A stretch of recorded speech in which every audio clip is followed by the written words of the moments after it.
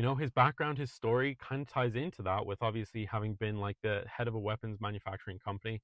He's the person who ends up building the Ultron, the Ultron AI that ultimately tries to take over the world and do different things. He's trying to save the world, but he ends up hurting people. And the Tony Stark that we know from Earth 616 feels terribly about this, has a lot of guilt and shame and everything attached to that. And so he tries his very best to continue to be a hero and to change the way that he's done these things.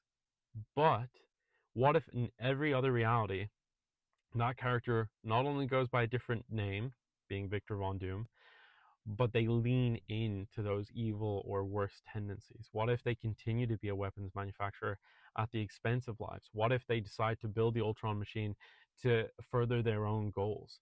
What if they did partake in the snap, but because they gathered the Infinity Stones and they wanted to control the universe for themselves, so they did that snap to take it away from Thanos and to kill him and do whatever, and then in that moment he was scarred. So the story of Doctor Doom in the comic books, Doctor Doom, Victor Von Doom, is a person who has like really intense scars all over him.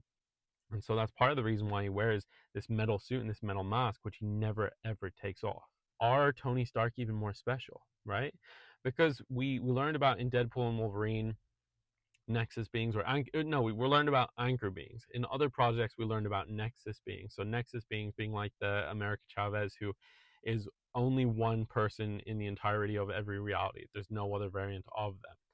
But anchor beings are these really important characters who do have variants in other realities, but they can be drastically different from person to person, from universe to universe.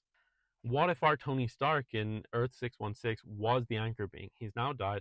It's not a quick thing that the universes fall apart. So Deadpool and Wolverine revealed that it would be hundreds or thousands or however many years they revealed that it would be a long, long, long time before anything actually comes from that anchor being dying. But they still have a special place in that reality, in that world.